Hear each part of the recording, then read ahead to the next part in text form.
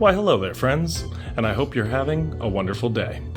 Today we're going to be giving some much needed love to our now stock Jeep-bodied SCX24, which in the last build video became a donor vehicle and lost absolutely every upgrade on it except for the drive shafts. So I've gone ahead, went through, and ordered every piece that we replaced, plus some new heftier axles that should give us a little bit more weight down low and hopefully add to some steering angle capability.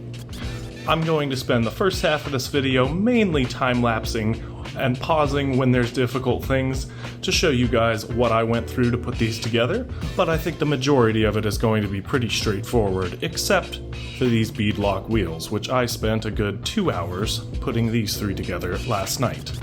Now, unless you're colorblind, and no fault to you if you are, you will see we've gone with a red theme here, from the suspension, to the links, to the diffs, to the wheels. And I think with the white body it's going to end up a very cool looking rig.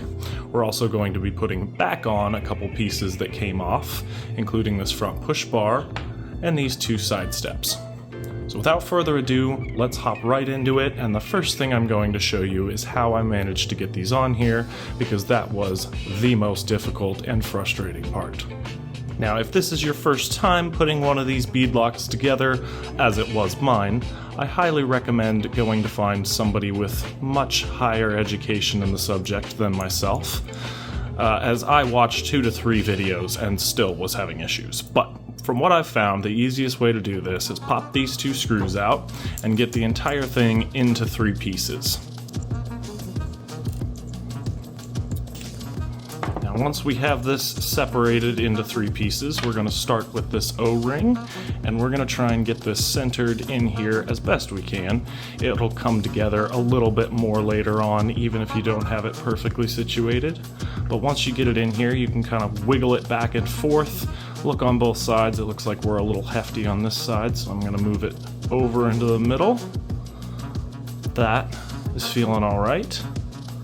Now, what we are going to do is take the back half and slowly spin it into place. And what you're trying to do here is keep this little line as close as you can to this lip right here. And if you can, get it all to just kind of fall into place, which I had happen a couple times last night, you can end up lucking out on a lot of saved time here. Now, what I did to test this is hold these 2 pieces together pretty strong and give this a nice tug. You can see we're not pulling the rubber out of there, so we're good to go ahead and move on to the front, which is by far the most aggravating part of this whole thing. With your disc faced upwards, so this little lip is facing up instead of the side that doesn't have a lip, you're going to go ahead and situate this on that little rubber line. And if you can, get the holes lined up, because all we're going to do is take one of our screws and get it about halfway tightened in here. And if this bead doesn't pop out, we can move on to the other side. If there is a slight misalignment, you'll be able to notice by doing that same test we did, just giving it a little pull. And if you see that start to happen, you'll know you've gone a little bit too far. You need to resituate the bead, start over, and it can take a few tries, but once you get the hang of it, it's not that difficult, just very, very tedious. So I'm going to cut to a time lapse here of that tedious process.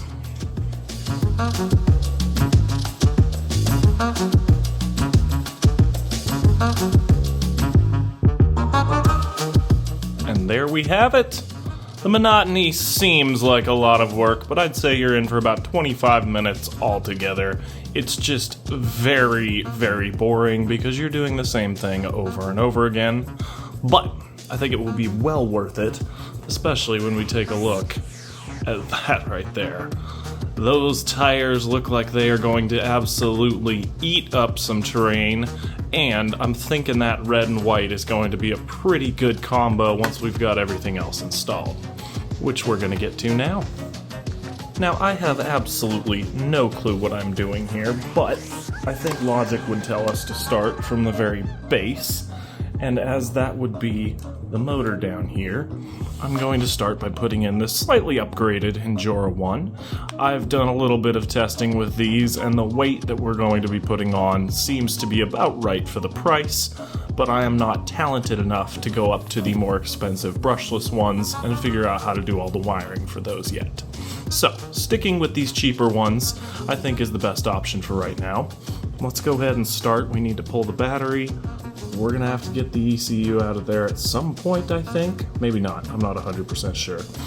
But we need to get that motor off, and we need to get this guy off so we can put our fresh red one in. Boom.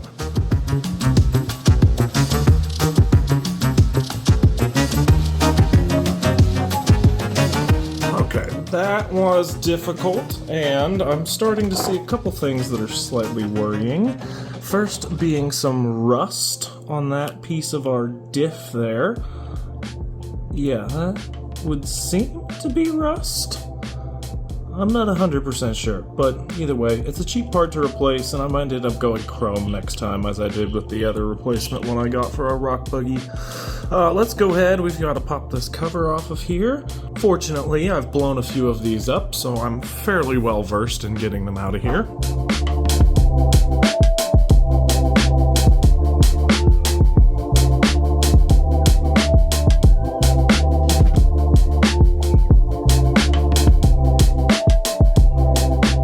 With a little bit of head scratching, I was finally able to get that purple mounting plate in there. New motor is in, so this can now go off to the side and we can start working on this. I need to get this plate out. That is going to be the base of where everything screws in, and we're going to replace it with this one right here. Let's see, which direction does this go?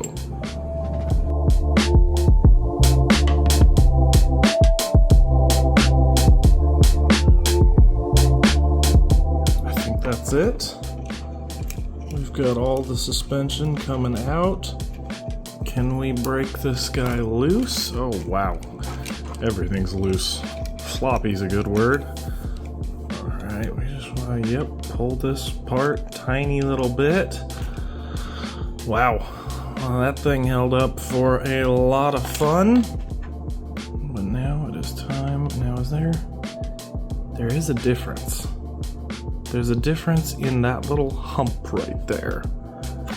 Now, when we take a look at this... Well, crap. Now I gotta go back and look at this video. This is why you take pictures of everything. Shout out to my cousin for that advice that I'm not currently using. A few moments later. Okay, quick hop back in time says that this is the correct direction. So we're gonna go ahead and we need those tiny guys in there to line up. Oh, wow. Oh, that red is gonna be fun once we have everything in there. I think that's ready to rock.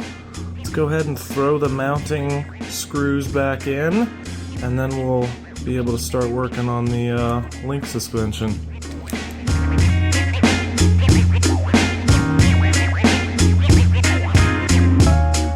This is definitely a time-consuming hobby, but my ADHD absolutely loves it. Hunched over behind a camera, craning my neck to see? Yeah, that's not fantastic, but I am dedicated, and I think we're good to move on to our next step. We've got axles. I think those are backwards. Axles. Suspension, and then we can start working on the wheels. Let's go ahead and get the wheels mounted onto the axles. No, that's a dumb idea. Let's not do that. Let's do something else. I don't know what it's gonna be, but we'll find out when this time lapse starts.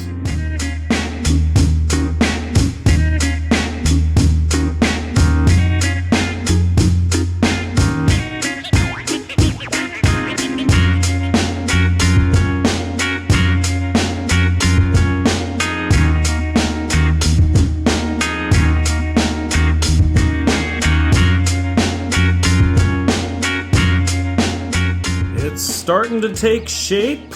Can definitely see the outline. Red is looking fantastic. Everything's red and black. We're gonna have one little purple plate from the motor, but otherwise it all should be pretty well color matched. We've got screws going everywhere.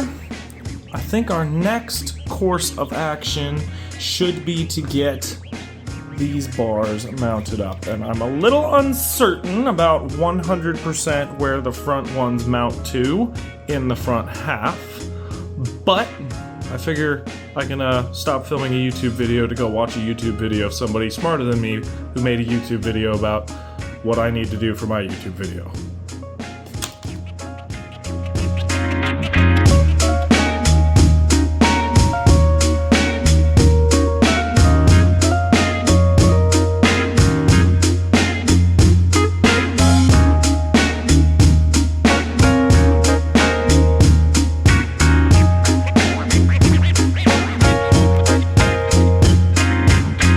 We're getting into uncharted territory because I'm starting to see a couple pieces I don't think I have.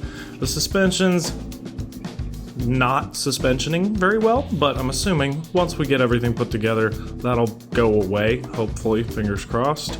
I also could have put in a bunch of things the wrong way, not 100% sure about that. Overall, I think the red and black looks phenomenal. I'm going to go ahead and just time-lapse the rest of the build because I'm getting tired of stopping to narrate. I can do that after I've filmed everything and I'm editing. So, here's the rest.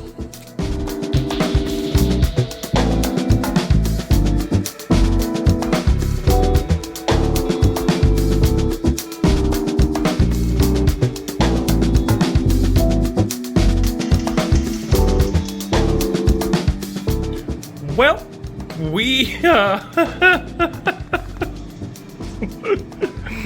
we're done. Besides these two missing pieces of the forelink back here, this looks so stupid. But I think I know what to do here. Just bear with me on this one. Boom! 3 vehicles fully put together, minus a couple parts.